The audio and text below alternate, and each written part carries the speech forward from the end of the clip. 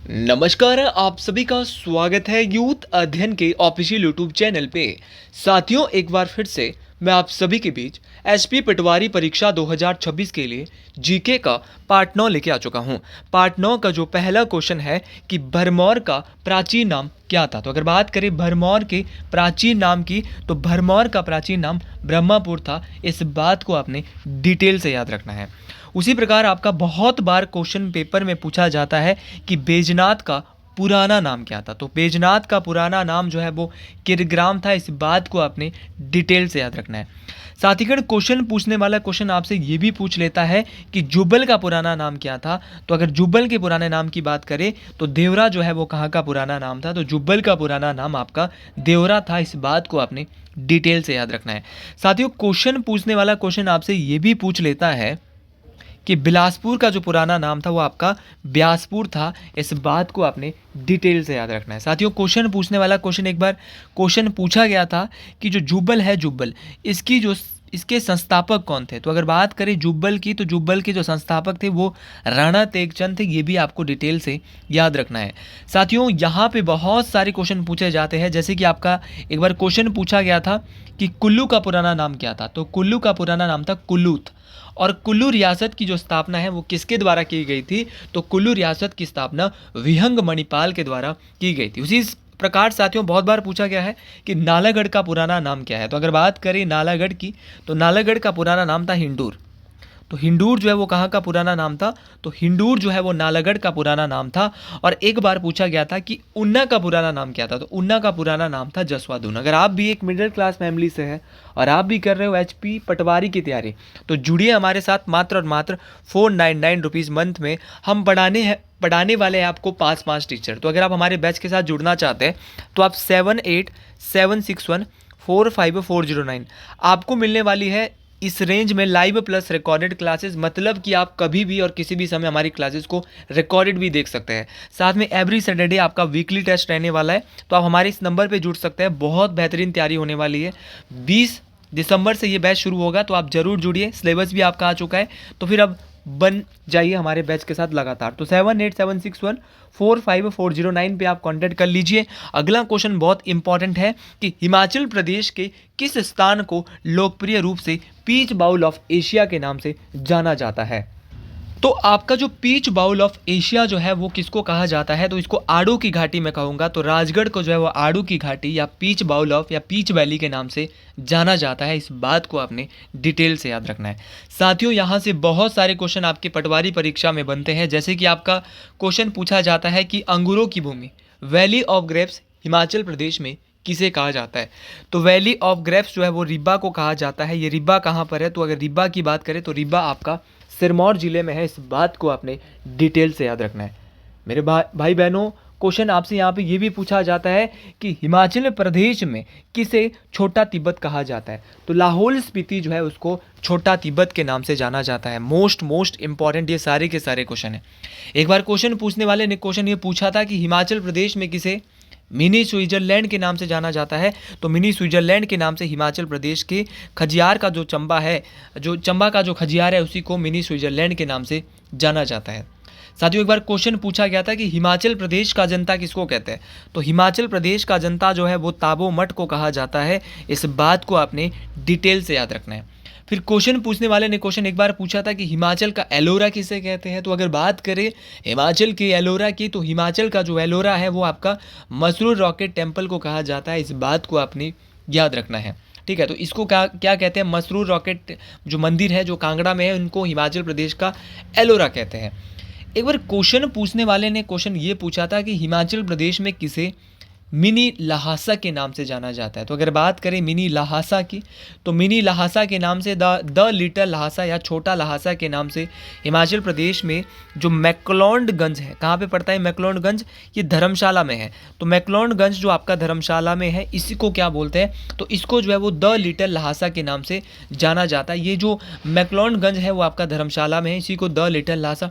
अच्छा, हिमाचल प्रदेश में किसे आपका खुम्ब नगरी और मशरूम सिटी कहते हैं। तो खुम्ब नगरी और मशरूम सिटी जो है वो सोलन शहर को कहा जाता है। तो आपको खुम नगरी और मशरूम सिटी याद रखनी है, सोलन को कहते हैं। उसी प्रकार आपका एक बार क्वेश्चन पूछा गया था कि हिमाचल प्रदेश में जो है वो सरदार ए जंग के नाम से किसे जाना जाता है। तो सरदार ए जंग के नाम से जाना जाता है कर्नल मेहरदास। भाई ये सारे के सारे चीज़ें आपको याद रखनी है। कोई सी चीज़ भी परीक्षाओं में पूछी जा सकती है, हर एक चीज़ मोस्ट इंपॉर्टेंट होने वाली है और सारे के सारे क्वेश्चन बहुत बहुत इंपॉर्टेंट है। अच्छा, आपको सभी लोग जानते हैं कि हिमाचल प्रदेश में पहाड़ी गांधी और पहाड़ा दा बुलबुल के नाम से किसको जाना जाता है। तो पहाड़ी गांधी और पहाड़ा दा बुलबुल के नाम से जाना जाता है बाबा काशीराम। तो ये बात आपको डिटेल से याद रखनी है कि पहाड़ी गांधी और आपका दोनों बातें आपको याद रखनी। पहाड़ा दा बुलबुल के नाम से बाबा काशीराम को जाना जाता है। साथियों, पहाड़ी गांधी जो कहा था आपका बाबा काशीराम को, वो किसने कहा था, ये उपाधि किसने दी थी। तो ये क्वेश्चन बहुत बार पेपर में आया है कि बाबा काशीराम को पहाड़ी गांधी की उपाधि किसने दी। तो ये दी थी मेरे भाई बहन पंडित जवाहरलाल नेहरू के द्वारा। फिर क्वेश्चन पूछने वाला क्वेश्चन ये पूछता है कि इसको पहाड़ा दा बुलबुल किसने कहा। तो पहाड़ा दा बुलबुल जो इनको कहा था वो कहा था सरोजनी नायडू ने। दोनों क्वेश्चन आपको डिटेल से याद रखने हैं। चलिए बढ़ते हैं अगले क्वेश्चन की ओर। अगला क्वेश्चन इससे भी अव्वल दर्जे का है, बेहतरीन क्वेश्चन है कि चंबा सेवक संघ की स्थापना किस वर्ष हुई। अगर बात करें, ये क्वेश्चन बार बार रिपीट हो रहा है कि जो चंबा सेवक संघ है इसकी स्थापना 1936 ईस्वी में हुई थी। इस बात को आपने डिटेल से याद रखना है। अगला क्वेश्चन है कि लाजो पुस्तक इनके द्वारा लिखी गई। तो अगर बात करें आपकी लाजो पुस्तक की, तो इस लाजो पुस्तक को जो लिखा गया था वो लिखा गया था शांता कुमार के द्वारा। ऑप्शन नंबर ए यहाँ पे बिल्कुल सही हो जाएगा। अच्छा, शांता कुमार के द्वारा लाजो पुस्तक लिखी गई थी, इस बात को आपने डिटेल से याद रखना है। इसके अलावा साथियों पूछा जाता है इनकी और भी बहुत सारी किताबें हैं, जैसे कि आपका धरती है बलिदान की, तो ये किताब किसने लिखी है। तो ये भी शांता कुमार ने लिखी है। पहाड़ बेगाने नहीं होंगे, ये किताब भी किसने लिखी है, शांता कुमार ने लिखी है। आपका बहुत इंपॉर्टेंट है हिमालय पर लाल छाया। तो हिमालय पर लाल छाया जो पुस्तक है ये भी किसने लिखी है, शांता कुमार ने ही लिखी है। एक किताब और है शांता कुमार की, मृग तृष्णा। बहुत बार पेपर में पूछी जाती है कि जो मृग तृष्णा किताब है मेरे साथियों, मेरे भाई बहनों, ये किसने लिखी है। तो मृग तृष्णा किताब के राइटर भी शांता कुमार है। तो शांता कुमार की आपको सारी की सारी बुक से याद रखनी है। एक बार मैं पुनः इनको बोल देता हूँ। लाजो है आपकी शांता कुमार की, मृग तृष्णा भी शांता कुमार की है, हिमालय पर लाल छाया है, पहाड़ बेगाने नहीं होंगे ये भी किसकी है, शांता कुमार की है, और एक इनकी और है आपकी धरती है बलिदान की। देखो पढ़ाई करनी है तो बहुत डिटेल से करिए, क्योंकि अगर आप शॉर्टकट में पढ़ रहे हैं तो ऐसे आपका ये जो एचपी पटवारी का पेपर वो क्लियर होने वाला नहीं है। कल से मैं जो हमारे स्टेटमेंट बेस्ड जो सिलेबस आया है उसके ठीक ऊपर क्वेश्चन आंसर लाने वाला हूँ। मतलब कि आपके लिए बहुत इंपॉर्टेंट मेरी वीडियोस रहने वाली है, मतलब कि काम वाली रहने वाली है। अच्छा, यहाँ पे कुछ और नाम दिए हैं, जैसे कि आपका नाम दिया है, एक नाम यहाँ पे दिया है विक्रम कायस्थ। भाई जो विक्रम कायस्थ है इनके द्वारा कौन सी बुक लिखी गई है। इनकी बुक आपकी बहुत बार पूछी जाती है कि जो विक्रम कायस्थ साहब है इनके द्वारा कौन सी किताब यहाँ पे लिखी गई है। तो इनके द्वारा बुक लिखी थी हिस्ट्री ऑफ मंडी। लेकिन एक किताब और है हिस्ट्री ऑफ मंडी स्टेट, ये किसने लिखी है। तो हिस्ट्री ऑफ मंडी लिखी है विक्रम कायस्थ ने, और हिस्ट्री ऑफ मंडी स्टेट जो बुक लिखी है वो लिखी है मनमोहन सिंह। तो दोनों बातें आपको याद रखनी। अगर आएगा आपका पेपर में हिस्ट्री ऑफ मंडी तो बोलेंगे विक्रम कायस्थ, लेकिन अगर हिस्ट्री ऑफ मंडी स्टेट आएगा तो बोलेंगे सर मनमोहन सिंह है। अच्छा, राजा रणजौर सिंह के द्वारा कौन सी बुक लिखी गई थी। तो रणजौर सिंह के द्वारा लिखी गई थी तारीख ए रियासत सिरमौर। तो तारीख ए रियासत सिरमौर जो किताब है मेरे साथी किसके द्वारा लिखी गई थी। तो ये बात आपको याद रखना है कि तारीख ए रियासत सिरमौर जो किताब है वो लिखी थी राजा रणजौर सिंह। यहाँ पर ऑप्शन में एक नाम और दिया है राहुल सांस्कृत्यायन।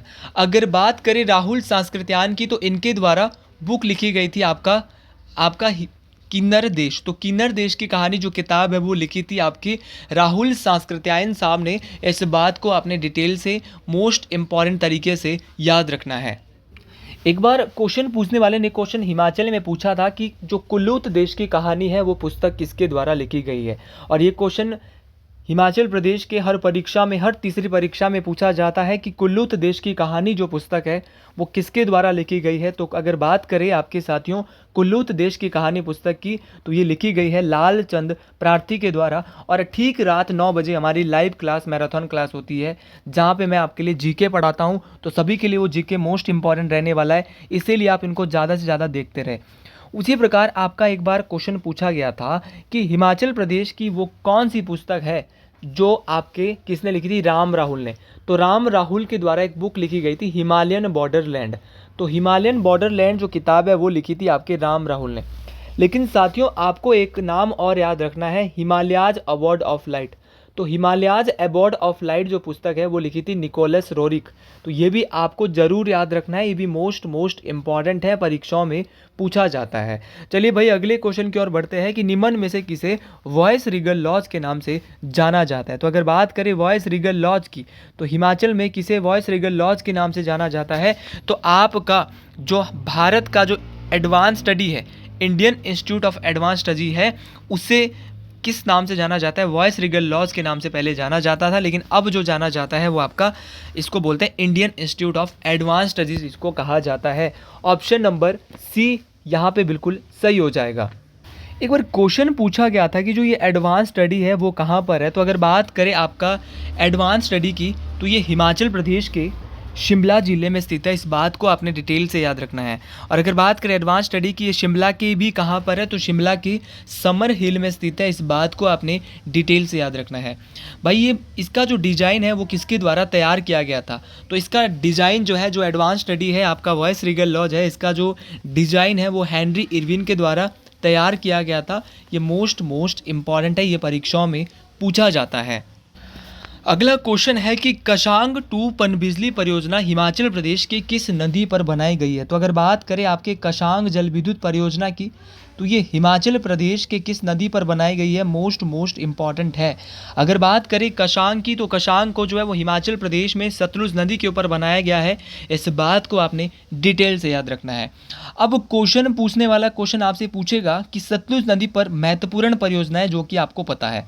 तो सबसे महत्वपूर्ण तो जो सतलुज नदी पे परियोजना है वो है आपकी 120 मेगावाट की भाभा जल विद्युत परियोजना, जिसको संजय जल विद्युत परियोजना के नाम से भी जाना जाता है। तो संजय जल विद्युत परियोजना या भाभा जल विद्युत परियोजना, भाभा नदी सतलुज पर है, या भाभा नदी भी आप बोल सकते हैं। भाभा नदी किसकी है, सतलुज की सहायक है। साथियों आपको याद रखना है कितने मेगावाट की है, तो ये 120 मेगावाट की है आपकी भाभा जल विद्युत परियोजना। फिर साथियों क्वेश्चन आपका पूछा जाता है कि नाथपा झाकड़ी परियोजना हिमाचल प्रदेश के किस नदी पर है। तो नाथपा झाकड़ी भी सतलुज नदी पर है, ये 1500 मेगावाट की है। साथियों एक बार क्वेश्चन ये पूछा गया था कि जो कड़छम बांगटू परियोजना है वो किस नदी पर है। तो कड़छम बांगटू भी आपका सतलुज नदी पर है और ये भी किन्नौर जिले में है। कितने मेगावाट की है, तो कड़छम बांगटू की बात करें तो ये आपकी 1000 मेगावाट की है, इस बात को आपने डिटेल से याद रखना है। ये सारे क्वेश्चन बहुत इंपॉर्टेंट है, ये सारे क्वेश्चन परीक्षाओं में पूछे जाते हैं। सतलुज नदी पर एक परियोजना और है जो कि पेपर में बहुत ज़्यादा पूछी जाती है, वो है आपकी कोल बांध परियोजना। तो कोल बांध परियोजना पहले तो ये पता होना चाहिए किस नदी पर है। तो सतलुज नदी पर है और कहाँ पर है साथियों, बिलासपुर में है। और क्वेश्चन ये भी पूछा जाता है कि कोल बांध परियोजना कितने मेगावाट की है। तो साथीगण ये जो है वो 800 मेगावाट की है, इस बात को भी आपने डिटेल से याद रखना है। यहाँ पे पूछे गए हर एक क्वेश्चन परीक्षाओं में काम आने वाले हैं, इसीलिए हर एक क्वेश्चन को आप डिटेल से याद रखिएगा। एक और है सतलुज नदी पर, वो है भाखड़ा नंगल परियोजना। भाखड़ा नंगल परियोजना भी आपकी सतलुज नदी पर है, ये भी आपका पूछा जाता है, बहुत इंपॉर्टेंट है। आपका एक क्वेश्चन और पेपर में आता है जो कि मोस्ट इम्पॉर्टेंट बन जाता है आपका एक दिवसीय परीक्षाओं में। वो कौन सी है सर, तो वो है आपका खाब जल विद्युत परियोजना। तो खाब जल विद्युत परियोजना भी कहाँ पर है, किन्नौर में है। कितने मेगावाट की है, तो बोलेंगे साथियों 120 मेगावाट की है। उसी प्रकार आपका शोंगटोम कड़छम परियोजना, भाई जो शोंगटोम कड़छम परियोजना है वो आपका सतलुज नदी में है और कहाँ पर है, किन्नौर में है। कितने मेगावाट की है, तो साथियों 450 मेगावाट की है। इस बात को भी आपने बेहतरीन तरीके से, इम्पॉर्टेंट तरीके से साथियों याद रखना है। जी अगले क्वेश्चन की ओर बढ़ते हैं कि तुंडाव वन्यजीव अभयारण्य हिमाचल प्रदेश के किस जिले में स्थित है। अगर बात करें आपके तुंडाव वन्यजीव अभयारण्य की, तो ये हिमाचल के किस जिले में है, तो ये हिमाचल के चंबा जिले में स्थित है। ऑप्शन नंबर बी जो यहाँ पे बिल्कुल सही हो जाएगा। साथियों इसके अलावा चंबा में और कौन कौन से वन्यजीव अभयारण्य हैं, हमको सारे के सारे पता होने चाहिए। एग्जामिनर ये नहीं कि इस बार तुंडा देगा तो अगली बार कोई दूसरा भी देख सकता है। तो परीक्षा में क्वेश्चन पूछने वाले ने क्वेश्चन एक बार पूछ लिया था कि गैमगुल सियाहवेही वन्यजीव अभयारण्य कहाँ पर है। तो अगर बात करें आपके गैमगुल सियाहवेही वन्यजीव अभयारण्य की, तो ये हिमाचल के चंबा जिले में है। उसी प्रकार आपका कालाटॉप खजियार वन्यजीव अभयारण्य कहाँ पर है। तो अगर बात करें कालाटॉप खजियार वन्यजीव अभयारण्य की, तो ये भी हिमाचल प्रदेश के चंबा जिले में स्थित है। उसी प्रकार आपका चंबा में ही है आपका कुगती वन्यजीव अभयारण्य। तो कुगती कहाँ पर है? तो कुगती भी आपका चंबा में है। कुगती के अलावा आपको याद रखना है सेचातुआ नाला। तो सेचातुआ नाला कहाँ पर है? तो सेचातुआ नाला भी आपका चंबा में है। और तुंडा तो आपका हमको पता ही है कि कहाँ पर है, चंबा में। तो चंबा के आपने सारे के सारे याद रखने हैं, चाहे गैमगुल स्याहवेई है, चाहे आपका कालाटॉप खजियार है, आपका कुगती है, आपका सेचातुआ नाला है, आपका तुंडा है। ये सारे के सारे जो चंबा के वन्यजीव अभयारण्य हैं वो आपको डिटेल से याद रखने हैं। साथियों, क्वेश्चन पूछने वाला क्वेश्चन आपसे ये भी पूछ सकता है कि आप ये बताइए कि इसके अलावा आपका कांगड़ा में सर कौन कौन से है। तो अगर बात करें कांगड़ा की, तो कांगड़ा में है, एक है धौलाधार वन्यजीव अभयारण्य, एक है आपका पौंग डैम वन्यजीव अभयारण्य, जिसको महाराणा प्रताप सागर बांध के नाम से भी जाना जाता है। तो कांगड़ा में आपका दो है, धौलाधार वाइल्ड लाइफ सेंचुरी है, आपका Pong dam wild life sanctuary है। सर मंडी के बहुत इंपॉर्टेंट है। अगर मंडी की बात करूँ तो मंडी वाले आपको याद रखना है, एक तो है नारगू वाइल्ड लाइफ सेंचुरी। कहाँ पर है? नारगू के अलावा आपको याद रखना है, नारगू के अलावा आपका मंडी में है शिकारी देवी वन्यजीव अभयारण्य, शिकारी देवी वाइल्ड लाइफ सेंचुरी कहाँ पर है? तो शिकारी देवी भी मंडी में है। शिकारी देवी के अलावा साथियों आपको पता होना चाहिए कि शिकारी देवी के अलावा यहाँ पे और कौन सा है। तो जो पुलिस में एक बार पूछा गया था, पिछले बार जो पुलिस का पेपर हुआ था, बांदली वन्यजीव अभयारण्य। तो तीनों के तीनों आपको याद होनी चाहिए, बांदली, नारगू और शिकारी देवी, तीनों के तीनों कहाँ पर है? मंडी जिले में है। सर किन्नौर भी ऑप्शन में दिया है, क्या किन्नौर में भी कोई वन्यजीव अभयारण्य है? तो अगर आपको पता है किन्नौर में कौन सा है तो कमेंट बॉक्स में बता दीजिए, लेकिन आप बताएंगे नहीं, इसीलिए मैं ही बोलता हूँ लिप्पा असरंग जो है वो कहाँ पर है। तो किन्नौर में हमारे इंपॉर्टेंट है, लिप्पा असरंग भी किन्नौर में है, आपका रक्षम छितकुल भी कहाँ पर है? किन्नौर में है। रूपी भाभा भी कहाँ पर है? किन्नौर में। तो किन्नौर के जितने भी है वो सारे के सारे महत्वपूर्ण है, परीक्षाओं में पूछे जाते हैं, इसीलिए आप इन सभी को डिटेल से याद रखें। साथियों, बात करें आपके कुल्लू के भी बहुत महत्वपूर्ण हो जाते हैं। कुल्लू में आपका कन्वर वाइल्ड लाइफ सेंचुरी है, आपका कायस है, आपका कोखन है। तो याद रखना है, कन्वर है, कायस है, कोखन है, आपका मनाली है। तो सारे के सारे कहाँ पर है? कुल्लू में है। तो कुल्लू के भी सारे के सारे वन्यजीव अभयारण्य बहुत इंपॉर्टेंट है। एक बार क्वेश्चन पूछने वाले ने क्वेश्चन ये पूछ लिया था कि हिमाचल प्रदेश का सबसे बड़ी वाइल्ड लाइफ सेंचुरी कौन सी है। तो अगर बात करें हिमाचल प्रदेश के सबसे बड़े वन्यजीव अभयारण्य की, तो वो कौन सा है सर, ये बता दीजिए। तो अगर उसकी बात करता हूँ हिमाचल प्रदेश के सबसे बड़े की, तो वो है आपका शिल्ली जो है हिमाचल प्रदेश का क्या है। तो शिल्ली की बात करें साथियों, शिल्ली जो है हिमाचल प्रदेश का सबसे छोटा वन्यजीव अभयारण्य है। और अगर बात करें सबसे बड़े वन्यजीव अभयारण्य की, तो वो आपका कौन सा है? तो सबसे बड़ा है आपका किब्बर, और किब्बर कहाँ पर है? लाहौल स्पीति में। और अगर बात करें आपकी शिल्ली की, तो शिल्ली कहाँ पर पड़ता है? शिल्ली आपका सोलन में है। सारी बातें आपको क्लियर याद होनी चाहिए। अगला क्वेश्चन है कि who was the chief commissioner of Himachal Pradesh between March 1951 and February 1952। कि मार्च 1951 और फरवरी 1952 के बीच हिमाचल प्रदेश के मुख्य आयुक्त कौन थे। तो भाई ये आपको डिटेल से याद रखना है कि हिमाचल प्रदेश के मुख्य आयुक्त इस समय कौन थे। तो ये बहुत ही इंपॉर्टेंट क्वेश्चन है, वो थे आपके भगवान साय। कौन थे भाई? आपके भगवान साय जो है वो आपके उस समय हिमाचल प्रदेश के चीफ कमिश्नर थे, जब भैया 1951 से 1952 के बीच। और एग्जैक्ट डेट याद रखना है, मार्च 1951 से फरवरी 1952। कौन थे? आपके भगवान साय थे। साथियों, क्वेश्चन पूछेगा हिमाचल प्रदेश के पहले चीफ कमिश्नर, हिमाचल प्रदेश के प्रथम मुख्य आयुक्त कौन थे। तो वो थे आपके NC मेहता, ये भी आपको जरूर याद रखना है। फिर क्वेश्चन पूछने वाला क्वेश्चन आपसे पूछ लेता है कि आपका जो ये KL मेहता कौन थे। तो KL मेहता हिमाचल प्रदेश के पहले मुख्य सचिव थे। फिर क्वेश्चन पूछने वाला क्वेश्चन पूछता है कि S चक्रवर्ती ऑप्शन में दिया है, ये कौन थे। तो अगर बात करें S चक्रवर्ती की, तो S चक्रवर्ती जो है हिमाचल प्रदेश के पहले राज्यपाल थे। पहले राज्यपाल आपको जरूर याद रखना है। एक बार क्वेश्चन पूछने वाले ने क्वेश्चन पूछा था हिमाचल प्रदेश में जो है वो प्रथम लोकायुक्त कौन थे। तो न्यायमूर्ति TBR टट्टाचारी। तो न्यायमूर्ति जो TBR टट्टाचारी है वो हिमाचल प्रदेश के क्या थे साथियों? तो वो हमारे हिमाचल प्रदेश के पहले लोका आयुक्त थे। ऐसे बात को आपने डिटेल से याद रखना है। एक बार क्वेश्चन पूछा गया था कि कार्यकाल में मरने वाले हिमाचल के प्रथम राज्यपाल।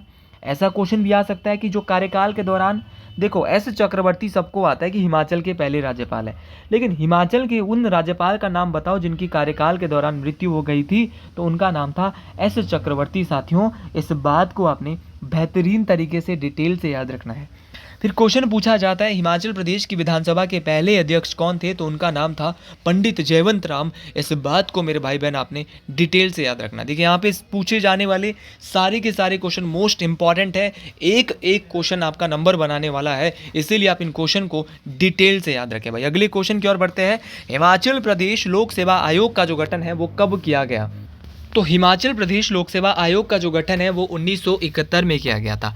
इसका जो मुख्यालय है वो कहाँ पर है, तो याद रखना है हिमाचल प्रदेश लोक सेवा आयोग का जो मुख्यालय है वो आपका नगम बिहार शिमला में है। इस बात को आपने डिटेल से याद रखना है। इसके जो पहले अध्यक्ष थे वो आपकी जनरल के.एस. कटोच थे। इस बात को आपने डिटेल से याद रखना है। तो जनरल के.एस. कटोच जो है वो क्या थे, इसके पहले अध्यक्ष थे। इस बात को भी आपने डिटेल पे याद रखना है।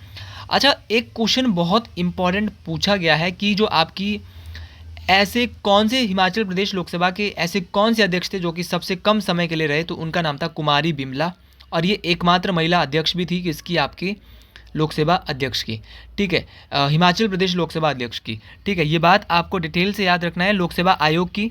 अच्छा, एक बार क्वेश्चन पूछा गया था कि जो किस अनुच्छेद में लोकसभा आयोगों के बारे में बोला गया है, तो अनुच्छेद 320। तो आज के लिए इतना ही। आपको भी मेरी वीडियो पसंद आई हो तो कमेंट बॉक्स में ज़रूर लिखें। हर हर महादेव।